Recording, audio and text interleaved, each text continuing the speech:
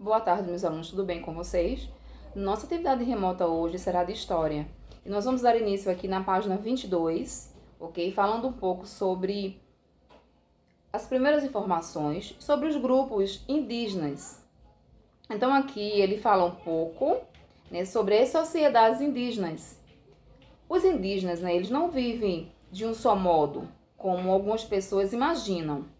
Os indígenas, eles pertencem a grupos que falam línguas diferentes. Eles organizam sua vida e constroem suas casas de acordo com os hábitos e costumes de cada grupo. Atualmente no Brasil, existem 700 mil indígenas que falam 170 línguas diferentes. Então, aqui no livrinho de vocês, na página 22, tem algumas imagens de alguns grupos indígenas, tá?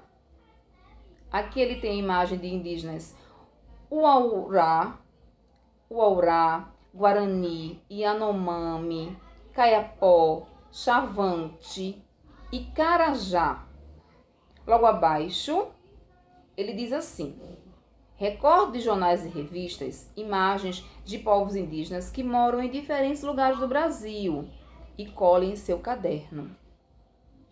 Converse com o professor sobre as fotos dos indígenas que você encontrou, recortou e colou, destacando o lugar onde eles moram, o modo de se vestir, os objetos que estão usando e outras coisas.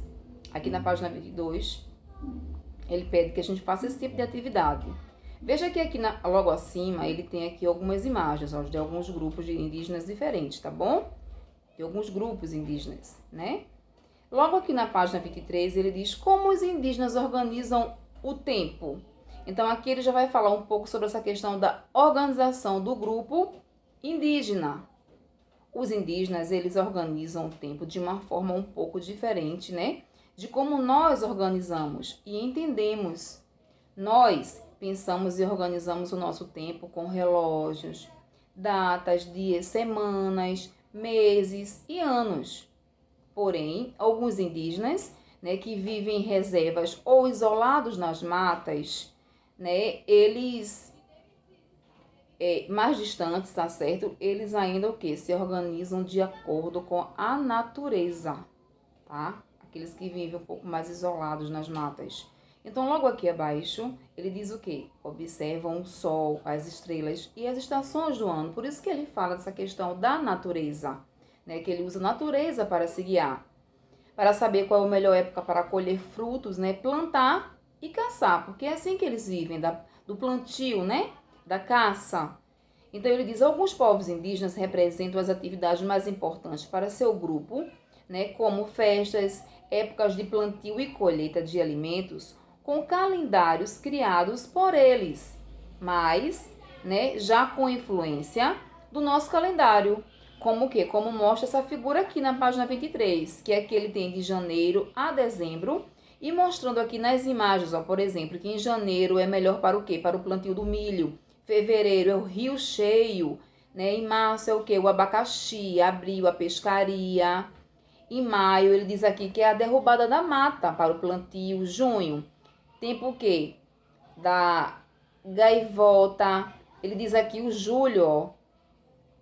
Ele já fala aqui do tracujá. E ele diz aqui agosto, festa, né? Uma festa típica. Setembro, plantio de mandioca. Outubro, do pequi. Novembro, é o quê? O verão. Dezembro, a melancia. E já aqui na página 24, ele faz algumas perguntas de acordo com o calendário que vimos anteriormente. Observe o calendário indígena e responda: qual é o mês do ano, né, mais propício para o plantio da mandioca? Então, voltamos lá no calendário, vamos procurar. Setembro. O que os indígenas fazem no mês de maio? A derrubada da mata para o plantio, como eu disse a vocês. 3. De acordo com os desenhos do calendário, qual é o mês da chuva? Então, volte lá, dê uma olhadinha no calendário e coloque aqui. Qual é o mês da chuva? A língua indígena no nosso dia a dia. Fala um pouco aqui na página 24. Ó. Atualmente sabemos que a cultura indígena, né, devido à sua riqueza cultural, é um patrimônio que deve ser o quê? respeitado, gente, e valorizado.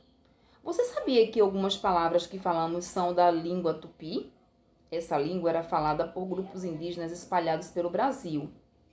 Foi a mais estudada das línguas indígenas e muitas de suas palavras se misturam à nossa linguagem, como jacaré, amendoim, mandioca e outras. Que tal conhecer algumas palavras em tupi? Veja aqui alguns exemplos. Nomes de animais: tamanduá, arara, pitanguá, jiboia, tatu. Nomes de árvores: imbuia, jacarandá, jequitibá, cajueiro, ipê. Logo aqui abaixo, nome de alimentos: canjica, pamonha, beiju. Eu gosto, beiju. Jerimum. Então, aqui algumas palavras, tá certo? Indígenas da língua tupi. E a nossa atividade, falando um pouco sobre a sociedade indígena e o modo de se organizar, ela vai encerrar aqui na página 24, tá certo? Boa tarde para vocês.